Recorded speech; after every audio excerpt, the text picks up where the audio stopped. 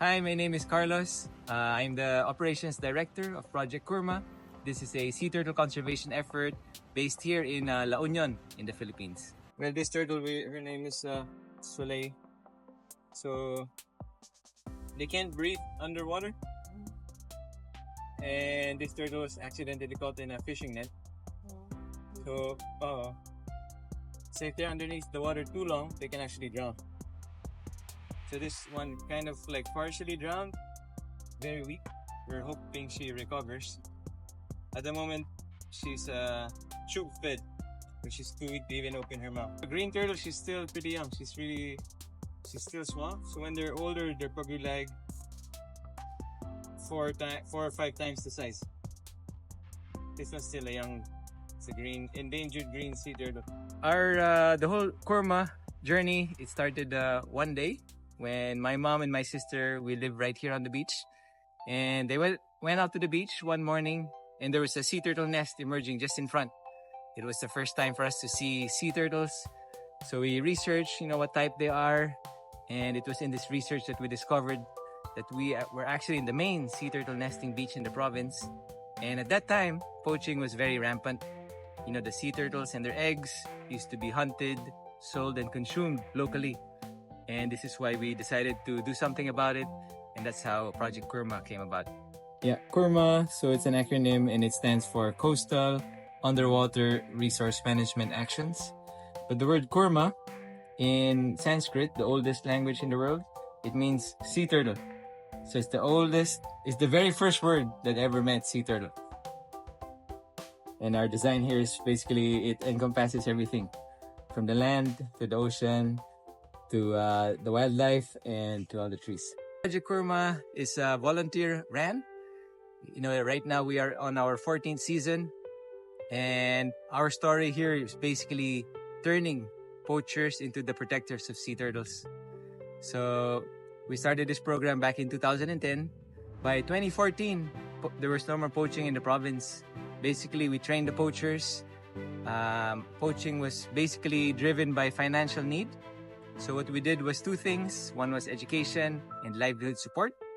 And so we were able to turn all the former poachers. Now they're known as the sea turtle patrollers.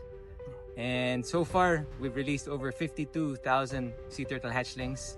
It's basically a movement. We were able to get the community together. We've had over 60,000 volunteers in the program through these years. And right now we started a nationwide campaign to replicate this program in many other parts of the country where we have a lot of sea turtles. So our campaign is to release 1 million sea turtles by 2030.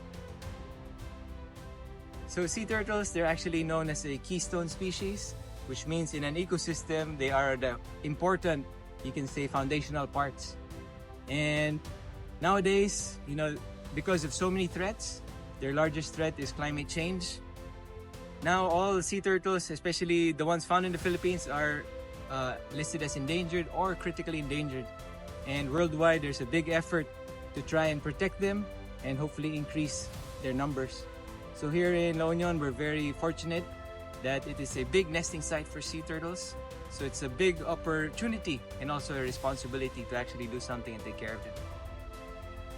One challenge that climate change brings is that when a sea turtle egg incubates, the temperature will actually determine whether or not they become male or female. And what's happening nowadays, like last year, for example, they say that 99% of sea turtle hatchlings worldwide are already female. Because of the heat, the hotter the temperatures, the more female, the cooler, the more male. And so this is a major challenge for sea turtles. Here we actually run a hatchery where we can bring the temperature down to the proper range.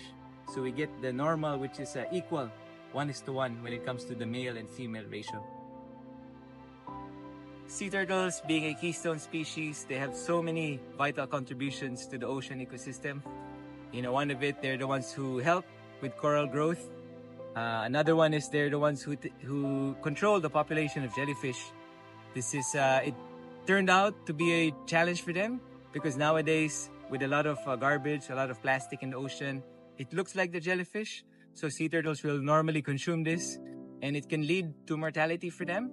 Sea turtles like the green sea turtle, they're also known as the gardeners of the ocean, and they take care of the seagrass. The importance of seagrass beds is that this is the nursery for fish. It's their safe haven. And sea turtles are basically like a cow, and as they eat the seagrass, they will actually make the seagrass have a longer lifespan, and then they'll also be healthier and thicker, just like regular grass that we have on land. So it's vital to actually take care of the sea turtles. The only way we can actually protect them is to protect their habitat. And we're talking about the ocean, we're talking about the coastline. So if we want to protect sea turtles, it comes down to really each one of us, the actions that we do every day, because our actions impact the planet, whether positive or negative. So when we want to create change, it actually starts with each one of us. And we can look to sea turtles for inspiration. So we have what is called the sea turtle mentality, and this is actually helping each other up. So a sea turtle, when they emerges from its egg, they are 2 feet underneath the sand. And the way they make it out of the nest is to actually help each other up. So we tell people that if we, take inspiration from the sea turtles and make proper decisions as individuals, and then we work together, that we too can overcome great obstacles just like they do. So sea turtle mentality. So you guys can follow our story, follow our journey. If you're here in the Philippines, if you come here to Surftown, we have so many activities when you can actually be part of it, experience it for yourselves.